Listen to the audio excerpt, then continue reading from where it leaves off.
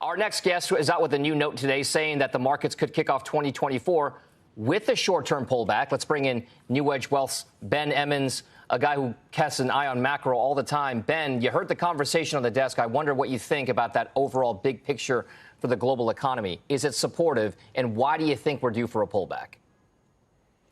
Yeah, I would be with more the others about this pullback. You know, there's several signs, I think, Dom, for the short term. You know, if you look at the RSI indicator, you know, the S&P, the NASDAQ, and the Russell are all overbought on that indicator, but they mostly are overbought as much as they were overbought during the 2020-21, you know, let's say bubble moment, and they even is overbought for a longer period of time. You know, I think it's almost like a month and a half now, so that's quite stretched. And if you then take the story to interest rates that we're just discussing, you know, the market, the bond market, in my calculations, probably priced more like 75 basis points of excess rate cuts. It almost looks like the bond market is priced for this perfect scenario of a second Fed pivot to faster, deeper cuts. I think that's the tension as we're getting into the new year. You know, we have a packed agenda of big data. The economy shows some sign of acceleration. And GDP now went from 1.25% to 2.25% over the last sort of 4 weeks. So there's some sort of acceleration going on. So I think interest rates are primed to pick up a little bit from here and then take back that overbought condition on the equity indices. What part of the market is going to be the most vulnerable to that pullback? Is it going to be the stocks led to the upside? And if that's the case, then which stocks do you put on the list in case it's just a dip to buy? So I found notable, Dom, that, you know, if you look at small caps, right, and you plot that against the junk market, you know, take the J&K ETF against the Russell 2000 ETF, since the end of October, it's just exactly straight line up, more like a lockstep. So as Julie says too, and Steve says, like these sectors are highly interest rate sensitive. I would almost call them like they're sensitive to the relief of interest rates.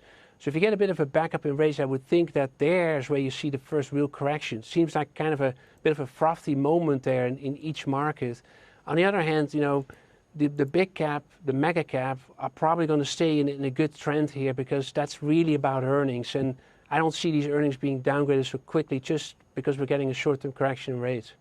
So, Ben, when you look at overbought, obviously overbought, a stock can be overbought, the market can be overbought, and it could work that off. But as far as that second pivot, I think the second pivot's going to come from inflation falling a lot quicker. Have you calculated that? Do you think that could fall in a precipitous fashion and leave Powell sort of trying to catch up? Yeah, I think it's a good point, Steve, in the sense that if you look at the PCE deflator that came out the other day, you know, in that basket, there's deflation now. And, you know, there's about, what I calculate, about 10-15% of the index is in a deflation for the last sort of 6 months. A lot of these categories are influenced by supply. So it's maybe to an extent not so surprising, but it's telling. So say that deflation starts spreading further in the core PC deflator, then you get the scenario we saw back in 2022. The Fed is, again, behind the curve, ironically, having to come forward with more rate cuts faster. But I think at this moment where we are right now, you know, we're not yet in that really, you know, like accelerated down move in inflation yet. So I think it probably is going to be something more of the second half of these rate cuts starting. Again, idea that the economy stays on its feet and inflation just continues to moderate, giving the Fed room for some rate cuts. So, Ben, in terms of gold, obviously something I know you like quite a bit. Here we are 2 years later from the peak in the S&P. S&P is basically unchanged, and yet gold's up some 14%, one of the best assets over that 2-year period. Obviously, you're sanguine on gold. You think gold's going higher this year. If you had to pick gold versus the S&P for the next 12 months, which do you prefer?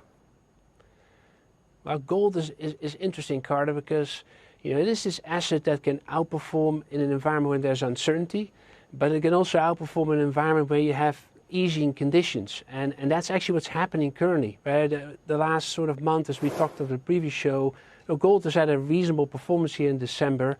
It actually broke out to a record high when we talked about it. I think this has more scope. I mean, if 2024 is a year where a lot of people do expect a fair bit of uncertainty, it probably will fuel gold.